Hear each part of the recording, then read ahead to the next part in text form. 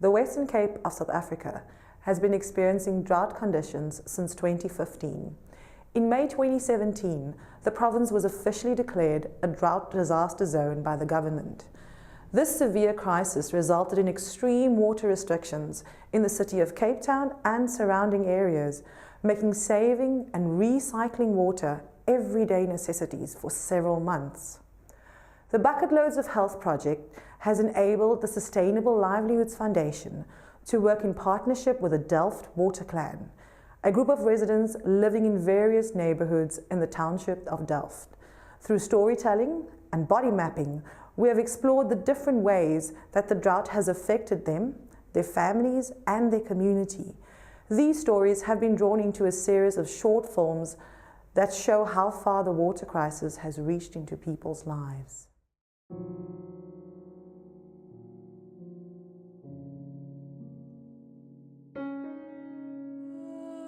The 20th of December last year, early in the morning, around 4 o'clock, I received a phone call. I wake up and answer my phone. It was my grandmother telling me and my mother must come through by the house. But at that time I didn't know what's going on. But I can hear my grandmother is crying while she's telling me. Then I stand up, wake up my mother, give the phone to my mother. My mother and my grandmother talk over the phone. In the meanwhile, I was searching my clothes to put on. And same thing my mother do. We go out, take taxi to Yards River. So at the time we just driving the taxi, we see a lot of smoke in the air. But at that time, we didn't realize what's going on. The time we came there, we realized, oh, it's spy. So I came there, look around, try to make some few fires out there. Don't want to stop burning, so I get frustrated. I asked some people who were just telling me, why aren't they helping? Some of them didn't reply. Some of them say they don't want to waste the water. And that was making me very angry at that moment. But we started trying to recover some few things. But at the end of the day, everything was burned to the ground with my family inside it.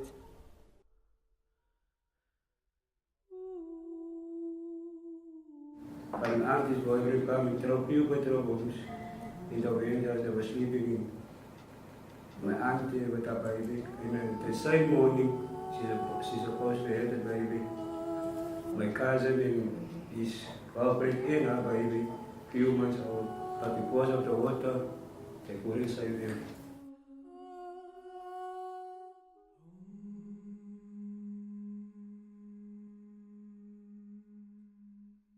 One morning, we got a phone call that my uncle passed away.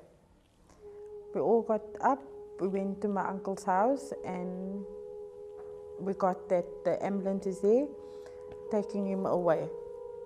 So we Muslim, and we do preparations for the janaza. So we found out there was no water, and I had to come all the way back to Rosendal to come get some water. My cousin went to Mitchell's Plain for water.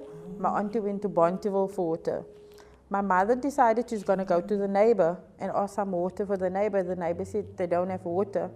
The opposite neighbor also don't have water, and we discovered nobody in the road has water.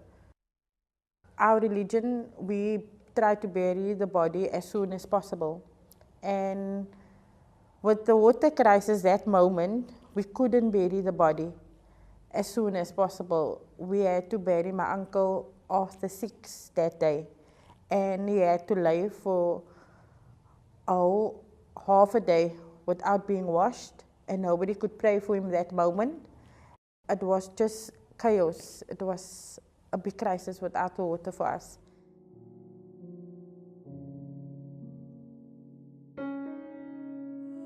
I had a vision, and I want you to be with me in the vision. As I close my eyes, then you will see what I see. So I want you all to close your eyes and be with me. I'm in church, start praying.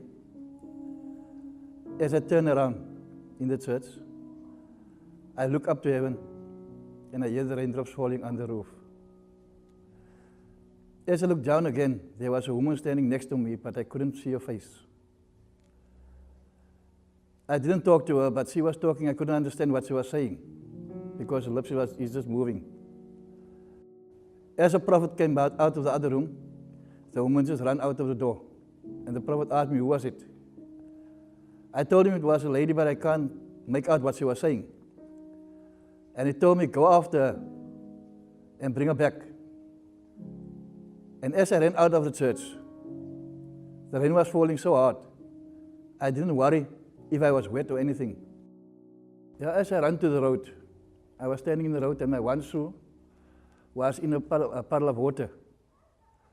And I was wet. My clothes was wet, but I didn't worry. I was only looking for the lady to satisfy my spirit that it can come at ease. But when I ran to the street and looked where she is, I looked left and right. She just vanished. And that's when I noticed that it was God that sent the angel to me in the spirit to give me a message that I mustn't stop with the work of God, and I must go on with the word. The effect of the drought and water restriction is more deeply than you might think.